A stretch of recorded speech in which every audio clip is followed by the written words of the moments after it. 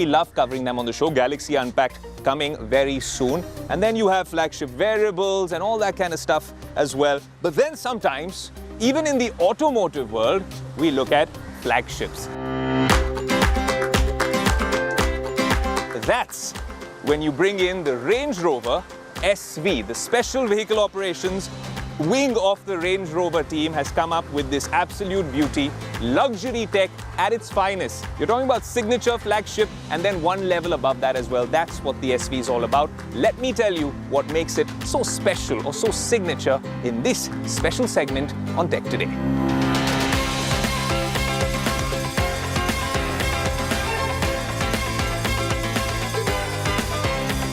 Now, when a company like Range Rover says that they're making a special edition, the first thing you want to know is all about the price. So usually we give you the spoiler right at the end. Now, spoiler alert, the price, it starts at nearly 4.1 crores. So that's ex-showroom on road. It's closer towards 5 crores. Now, that's the price of a 1 BHK in Mumbai and so much more in the rest of the country. So yes, this is not a car for everyone, but it is an SUV where luxury meets performance, and the sort of engineering marvel and the technology that is used in this vehicle is something that the whole world can stand up and look up to and perhaps pick up a few tricks to see some of these features in SUVs, EVs, and cars that we have on the show and across the world in the years to come. Yes, there are very special materials used in the Range Rover SV, of course, because it's signature, but the real tech is in the wheels of the car. Active noise cancellation means that no matter what the sounds are outside, the microphones are picking up the ambient sounds and then making sure that the cabin is insulated. I'm guessing there's a little bit of transparency because if there's some glaring emergency sound or a horn or an ambulance, you can hear those, of course. But otherwise, the surround sound that you don't want to hear, well, that's all cut out with active noise cancellation. And that's a big deal in the Range Rover SV, but I'd like to see that across other cars as well. Now, as tech enthusiasts and tech geeks on the show, the first thing that your eyes fall on is the panel and the kind of user experience, user interface. What kind of software are they using? I think with the Range Rover and the Jaguar lineup across the entire lineup around the world, wherever we've driven their vehicles, their EVs, they have a very consistent Apple-esque sort of approach. In fact, sometimes I think they do things even better than a lot of smartphone manufacturers with their layout. It's consistent, it's classy, the color scheme seems to work. Apple CarPlay works seamlessly. In a matter of seconds, wireless Android Auto and CarPlay are sorted. And most importantly, if you want to access some of the features to do with the engineering or some of these safety things, dynamic stability control, auto brake hold, ride height. Now this, with off-road, you can obviously lift the car a little bit. So if I'm, coming across a set of potholes, just quickly hit off-road. And while the car is driving on this main road, on the highway, you've already gone up by, well, quite a decent amount. You can also go to normal mode and it gets the job done as well, because this is a very big car.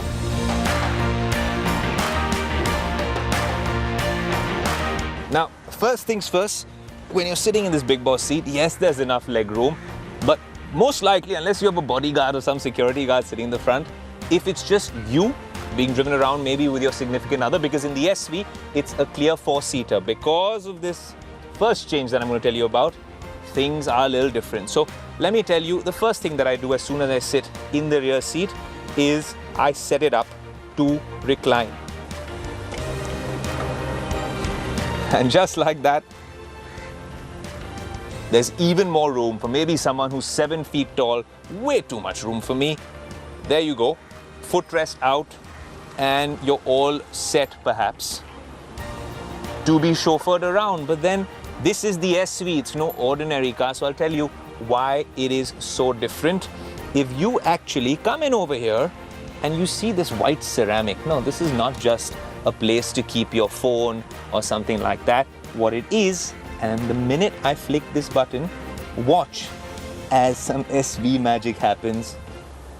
Out of thin air, a proper table which you can use. And again, this is not just for my phone. So what am I going to be using this for? Well, there's one more use case which is specific to this particular vehicle. And that happens to be something right behind me over here. I hit open and there you go. The fridge has opened up. You've got 2 chill glasses for whatever you want. Place them right here. Have a nice meal as well in the rear seat of the SV, and we're all set to take you for a little drive. Well, you've seen all sorts of cars here on Tech Today with all their technology displayed in all its splendor. And yes, with most of them, especially cars like the Thar or the EQS, I like to be in the driver's seat. I felt it once with the BMW i7, where of course there was so much happening, and that foldable screen that we showed you, which is unparalleled in any EV, and now the Range Rover SV. Yes, you felt it in the autobiography, but this just takes things up a notch with a fridge over here, a table, and maybe a million ways in which you can customize this car. Look, you're spending a lot of money, like I said, a 1 BHK somewhere in Mumbai is the cost of this car. But then with that, you get so many features on offer. Even if this was, well, a chauffeur service, this is the car, and this is the seat I'd want to be sat in. Maybe not the front seat, definitely not the passenger seats here or here. You can put other people out here. The secret to a road trip in the Range Rover SV is you call dibs, shotgun this seat, and enjoy the ride.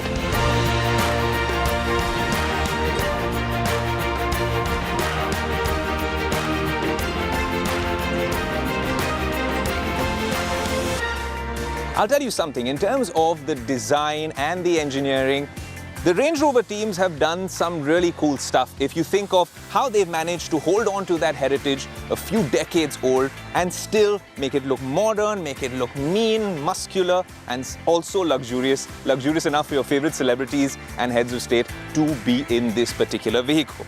But then one thing that us common folk who get to drive the car would love doing is, in this sort of weather in Mumbai, if you can have the tailgate pop up for you like this.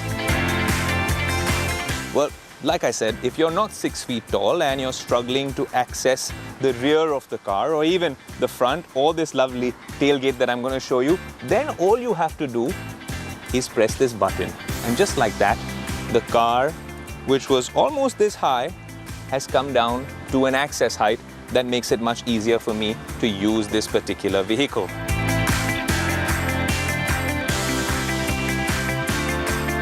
Well, there you go. My lovely picnic spot all set up. This is actually utilitarian. It can take a couple of 100 kilos, and clearly I'm not that heavy. Have a nice seat right here at the back. Some nice SV cushioning. You can take a nice little backrest. Beverage of choice, and enjoy the sights and sounds wherever you are. This, of course, is a beverage that came from the fridge in the rear seat. But let's give you a little bit of a verdict in a nutshell. The car drives really well. It is luxury tech at its finest. And there's a whole set of features that some might seem excessive, but if you're spending that kind of top dollar on a vehicle, then you sort of expect some of these features. What I like about the Range Rover line is, and it's a DNA that can perhaps be, well, spread out across the JLR lineup and then maybe across the Tata Motors lineup as well, is that while you are really modernizing with all sorts of enhanced tech, crazy features and great engineering, you're also managing to hold on to the heritage with some classic design elements. Of course, you're wearing that badge of honor, and it's also a very capable off-roader with wade sensing. And in a Mumbai monsoon, yes, it's massive to navigate, but once you do get used to it, it is an absolute joy to drive. It's a joy to drive, it's a joy to be driven in. We've had all sorts of high-end cars, luxury sedans, the i7s, the EQSs on the show. First look always on Tech Today, here on India Today. But I personally am an SUV buff, and while we do enjoy all the off-roaders and the luxury that comes with some of the vehicles we've had on the show, the Range Rover SV is truly the pinnacle of luxury, of high-end tech, and that sense of classic adventure as well. And you can enjoy your beverage of choice right here in the Range Rover SV. I'm going to see you in the other half of the show. But let me know what you think of the Range Rover SV and our attempt to bring it to you here on Tech Today.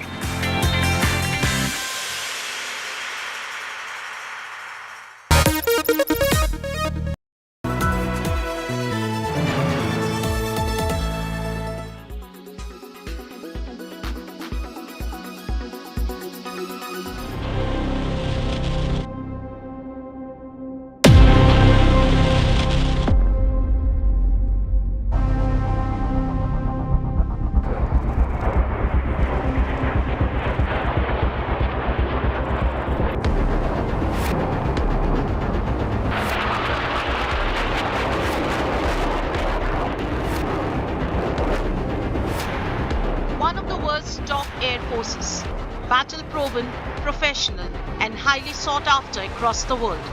The Indian Air Force is all set to take things to the next level. With the country's biggest ever multi-nation air exercise, codenamed Tarang Shakti, the Indian Air Force will play host to the air forces of 12 nations in a joint war game in Indian airspace. Nothing remotely this big or complex has ever been conducted or even planned in the past. India today can confirm that the Tarang Shakti air drill will see the US Air Force, Royal Air Force, French Air Force and Royal Australian Air Force fly larger fighter and support teams with India for the joint war drill.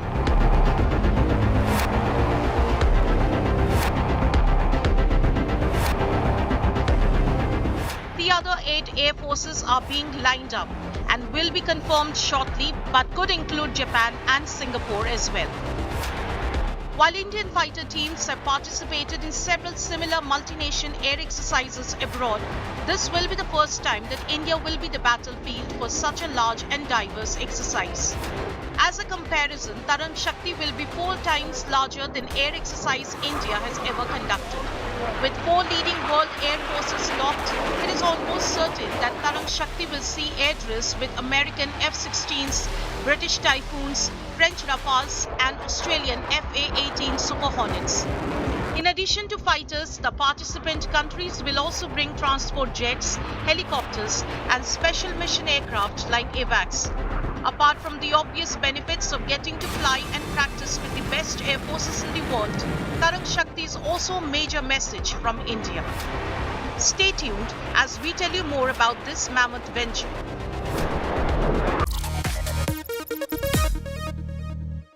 Well, welcome back to Tech Today. I'm your host Ayush Elavadi. Now, when we talk about the biggest buzzword of 2023, it happens to be artificial intelligence. Is it a boon or a bane? Is it going to change the world, take your jobs, or augment or enhance existing jobs and the workforce? Now, that's a question which is $1 million one, but one thing that needs to be addressed is taming the beast that is AI. How are different countries looking at it? And is it genuinely a technology that can be tamed? Or a new cause of action arises every second or every prompt that you use with AI and the kind of output you get with it? Here's a Tech Today special report on AI regulations across the world. Well, artificial intelligence has become an integral part of our lives, from voice assistants to autonomous vehicles to chatbots. It is omnipresent. With its rapid advancements, concerns about AI's impact on society have also grown. To address these concerns, Indian IT Minister of State Rajiv Chandrasekhar said that his team is working on a Digital AI Regulation Act. But as you all tech enthusiasts know, AI is a borderless technology, and countries across the globe are trying to figure out how to tame this beast. So on Tech Today, we are going to take you across the globe to see how AI regulations around the world look like. Jet set, let's go!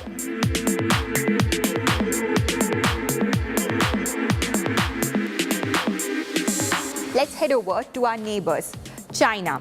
The country has been actively shaping its AI regulations for over half a decade now, based on its experience with regulating internet and cryptocurrencies. The Chinese State Council established the Next Generation Artificial Intelligence Development Plan, back in 2017 and has since published ethical guidelines for artificial intelligence. They have also introduced laws addressing algorithmic recommendations on systems and deep synthesis technologies to combat issues like deepfakes. Additionally, China's Cyberspace Administration is finalizing draft measures for generative AI services, ensuring the safety and accuracy of AI-generated content. Next stop, Japan. Japan, known for its advancements in technology, has developed AI strategies and regulations that align with their major project called Society 5.0. The country's approach focuses on human-centric AI and includes social principles, R&D guidelines, and governance guidelines for AI implementation. Now, let's fly across to Europe. The European Union has chosen to regulate AI from the top down. The use of artificial intelligence in the EU will be regulated through the AI Act. The Draft AI Act defines AI systems and sets out risk categories like unacceptable risk, high risk, and limited risk. Each category has corresponding obligations. It also grants data subjects rights and regulates governance, liability, and sanctions related to AI. Our next stop is the USA. In the United States, the White House Office of Science and Technology Policy has published a non-binding blueprint called the Blueprint for the Development, Use, Deployment of Automated Systems. This blueprint outlines 5 principles to minimize potential harm from AI. Moreover, lawmakers are actively working with industry insiders like Sam Altman to build a framework for licensing and regulating large language models. North of the US, in Canada, the federal government has submitted the draft law C-27, known as the Digital Charter Implementation Act 2022. This act contains the Artificial Intelligence Data Act, Canada's first AI regulation. AIDA aims to regulate the trade of AI systems, reduce risk and biased outcomes associated with high-performance AI, and prohibit harmful practices in handling data and AI systems.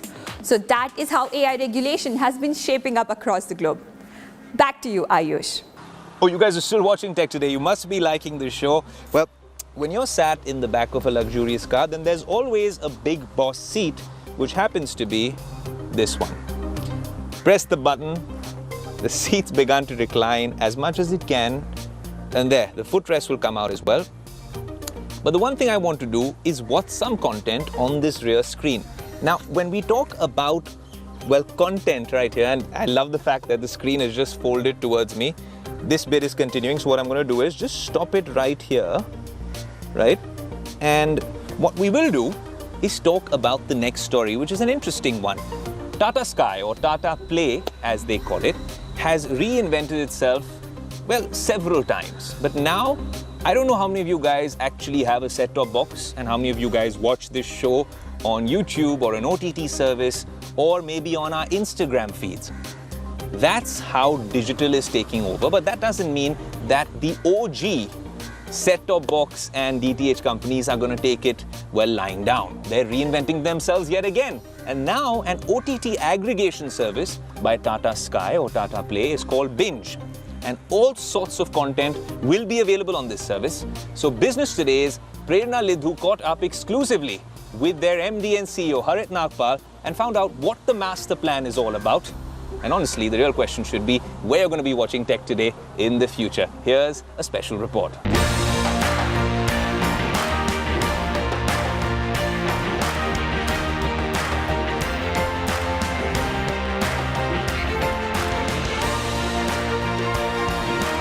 Let's talk about the reinvention part first. How has the rebranding been? The sister arm, as we can call it, Tata Binge, how has the response been there? Because it's your entry into a new uncharted territory called OTT. So how has that experience been for you? It is charted and uncharted both. Charted because we have been in the business of distributing content that others have produced, content that people want to watch. Our job essentially has been for television, has been to tie up with the broadcasters, put the channels together and present it in a manner that makes it easy to subscribe and easy to discover for the customers. That was the mantra that we were following. Now, if a certain portion of our subscribers have started watching on-demand content, then it's our job as industry leaders to create a platform which gives them the same facility for OTT also. That was the intention.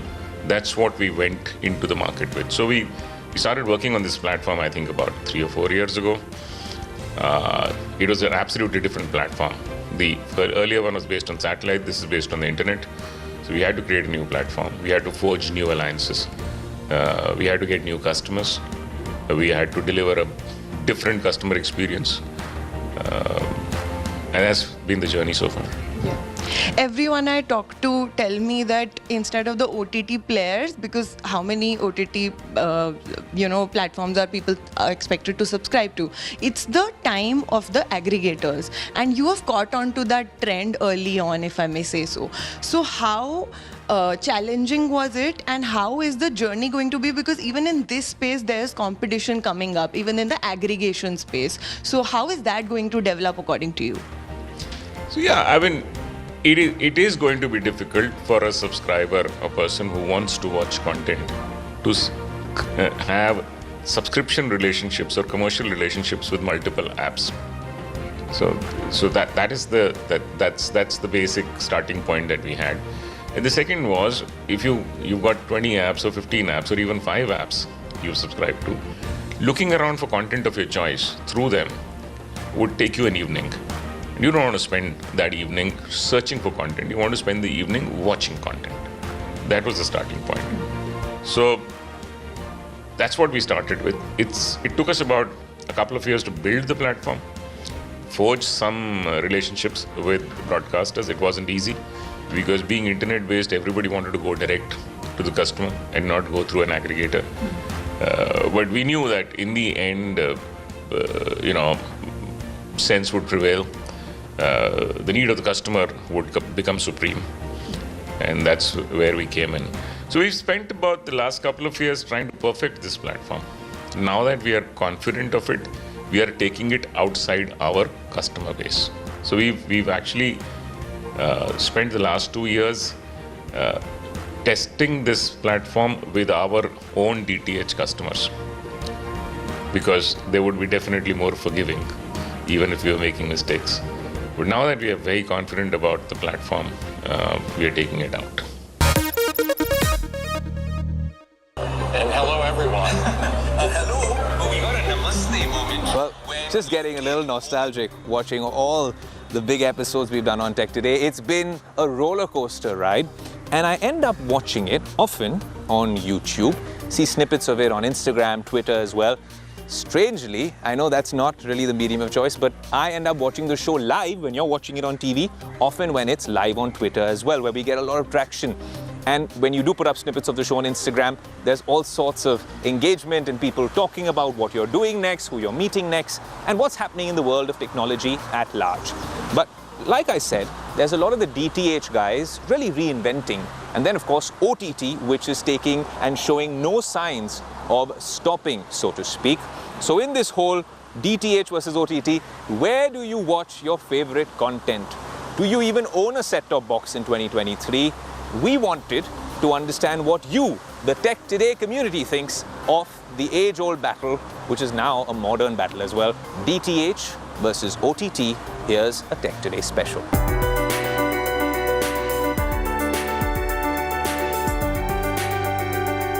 Do you watch content on TV or OTT platforms?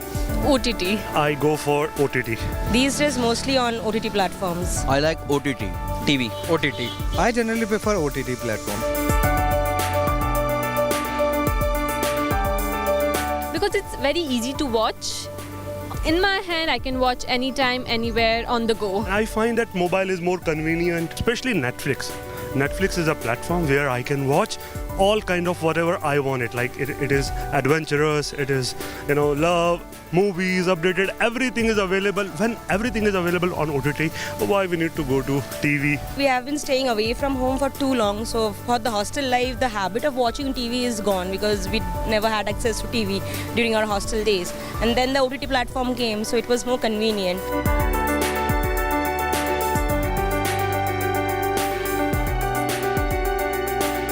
On top of that, in TV, we feel there is always this time constraint, so we have to watch it on a particular time. And these days, we usually watch things whenever we are free, as per our convenience. So that way, OTT is way more convenient. Mainly I use Amazon Prime or Disney Hotstar. There are several kind of horror films are there, sports contents are there. We can use OTT like Disney Hotstar to watch matches, football, cricket, like that. तो एक तो बड़ी screen का एक experience है उसके बाद regarding to that we can watch on big screen like match and IPL and all. I would say like YouTube is my general watch content. 90% of the time I will be available on YouTube because YouTube has shorts and all those kind of stuff. So there you can go for it. The kind of content I have been consuming for the last couple of years, mostly it comes on Prime, I have seen. So yeah, for most of my free times, Prime is the go-to OTT platform for me. I usually watch on my phone because I can watch it anytime, anywhere.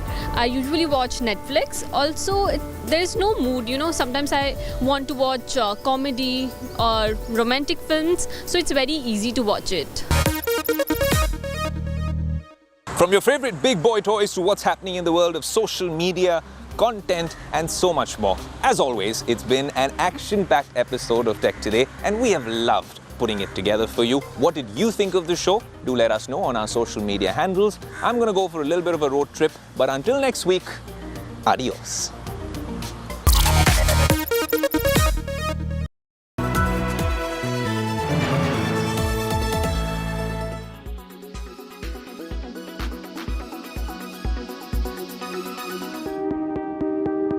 The WHO has put the spotlight on fake sugars, but artificial sweeteners has only been an ever-growing market in India, and outside increase in cases of diabetes and the growing burden of obesity world over has ensured that people turn to alternatives. The demand for low-calorie food and beverages have